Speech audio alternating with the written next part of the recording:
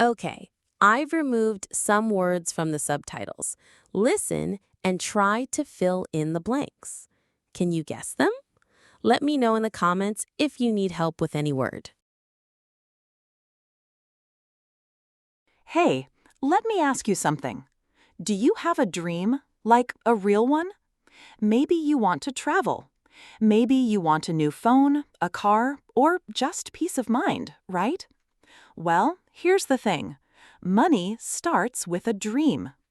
Before you think about numbers, budgets, or apps, you need to ask yourself, why do I want to save money? Because let's be honest, saving is hard. Saying no to things is hard. But if you have a dream, like a big goal, suddenly it's easier to say, not now, so you can say yes later. Let's say your dream is to travel. You want to go to Paris, New York, or Tokyo. You imagine the food, the views, the freedom, yeah? Now think, every coffee you don't buy, every Uber you skip, brings you closer to that dream. And guess what? You're not just learning how to save, you're learning English too. Look, dream, save, want, goal, travel, buy, plan. These are all words you'll use in your real life. So, yeah, money is not just about cash, it's about building the life you want. Cool?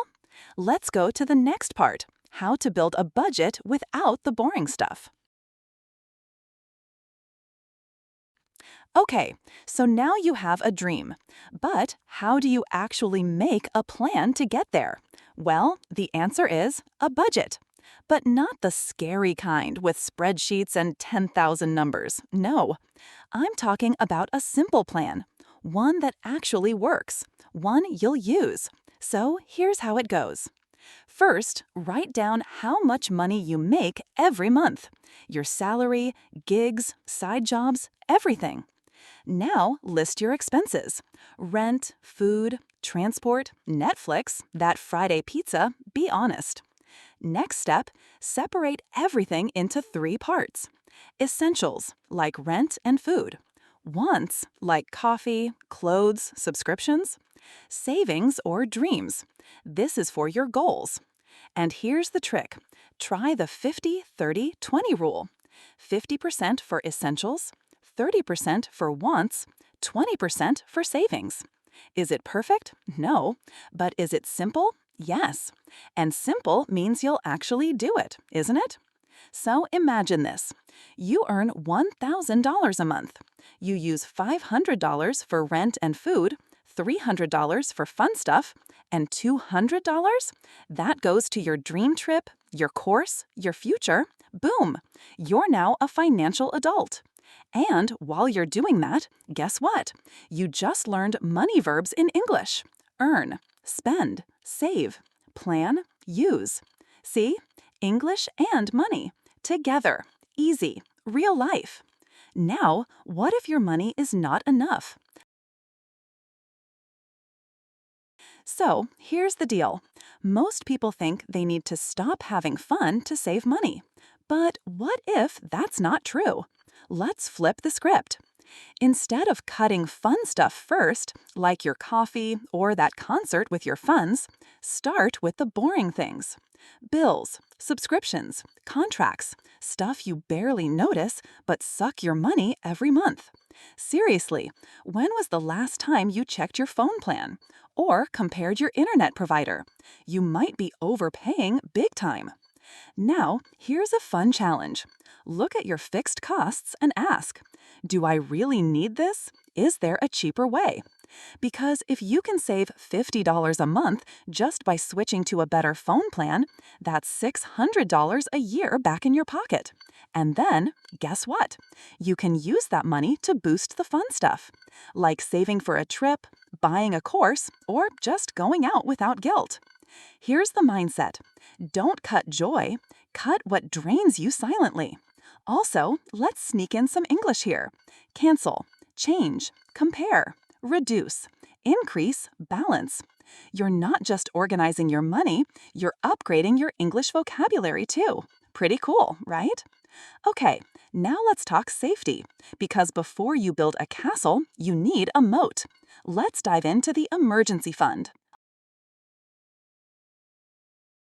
All right, here's the thing. Life doesn't send a warning before it throws something at you. A broken phone, a medical bill, or losing your job. That's why you need an emergency fund. Think of it like your financial shield. Not super exciting, maybe, but absolutely essential. Let's break it down. Your goal? Save enough to cover 3 to 6 months of your basic living costs.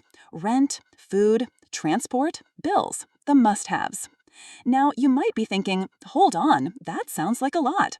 Totally fair. But here's the trick. Start small. Even $10 or $20 a week makes a difference. Seriously, it builds up quicker than you'd expect. And where should you keep it? Not in your wallet, not under your mattress, but in a separate savings account. Easy to access in emergencies, but not too easy, so you're not tempted to touch it for a random online sale.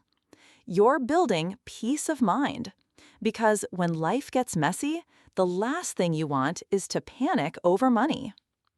Also, a bonus. In English, we say things like rainy day fund, cushion, or backup plan. All these are ways to describe your emergency money. Keep those terms in mind. So yeah, not the most glamorous part of financial life, but definitely one of the smartest. Up next, let's talk future. Let's talk retirement.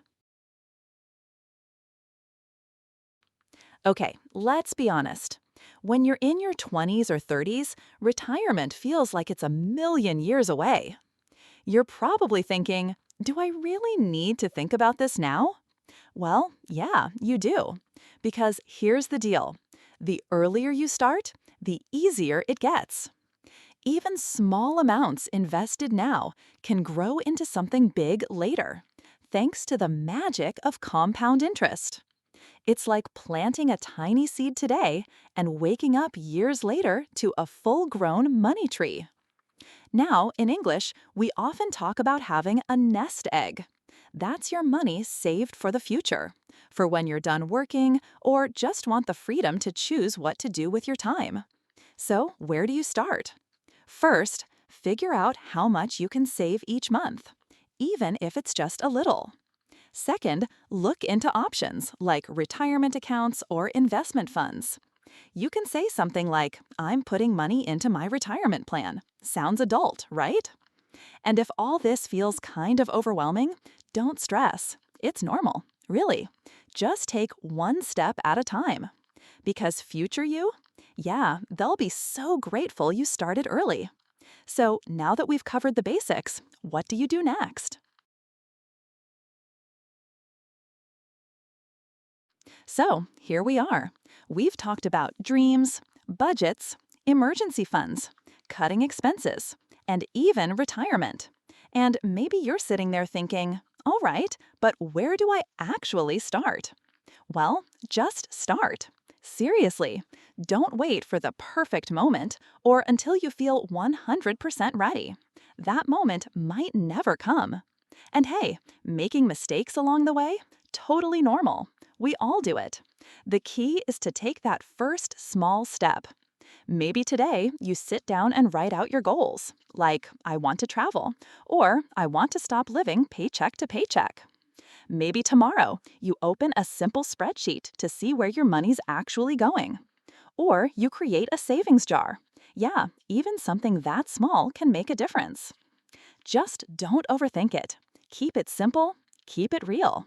And one last thing, learning English and learning to manage money, they actually go really well together. When you understand basic finance vocabulary, it gives you confidence, not just with money, but with speaking too. So take action today, even if it's tiny. Write a word, save a coin, ask a question, learn a phrase. Because this is how your new life begins. Cool? You've got this. Let's go.